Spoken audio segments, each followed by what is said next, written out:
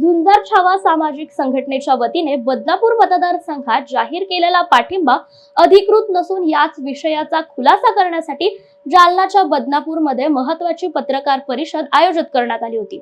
या पत्रकार परिषदेत झुंजार छावा संघटनेचे संस्थापक अध्यक्ष सुनील कोटकर यांनी खुलासा करत राज्यात आम्ही कोणत्याही उमेदवारास पाठिंबा दिला नसल्याचं स्पष्ट केलं। काल आज सकाळी मला एक फोन आला आणि पोस्ट आली माझ्या व्हॉट्सअपला की बदनापूरमध्ये अमुक उमेदवाराला पाठिंबा दिला का झुंजार छावा संघटनेचा।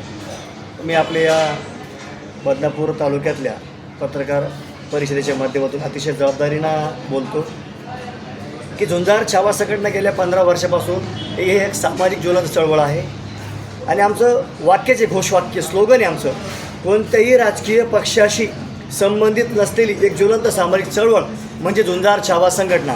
गेल्या अनेक वर्षापासून समाज काम करतोय। एक समाज नाही, ज्या छत्रपती शिवाजी महाराजांनी 18 पगड जातीच्या समाज बांधवांना सोबत घेऊन स्वराज्य निर्माण केलं, त्या सर्व 18 पगड जातीच्या तरुणांना सोबत घेऊन झुंजार छावा संघटना या राज्यामध्ये काम करते, काम करत होती, काम करत आहे आणि काम करत राहणार। कोणाचे भूलथापानं बळी पडणार नाही, कोणाच्याही लालसेपोटी चुकीचं काम करणार नाही। मला पोस्ट आली आणि मला आश्चर्य वाटलं। मी जेव्हा आमचे जालना जिल्हाध्यक्ष राजकुमार पवार यांना विचारणा केली तर त्यांनी मला क्लिअर सांगितलं, साहेब हे प्रकार मला माहिती नाही। त्यांचा मला काल फोन आला, आम्ही फक्त त्यांना भेटायला गेलो, पाठिंब्याचा विषय नव्हता, आम्ही त्यांना पत्रही दिलं नाही आणि त्यांना पाठिंबा दिला नाही। हेच स्पष्ट करण्यासाठी मी आज इथं हे आयोजन आम्ही पत्रकार परिषद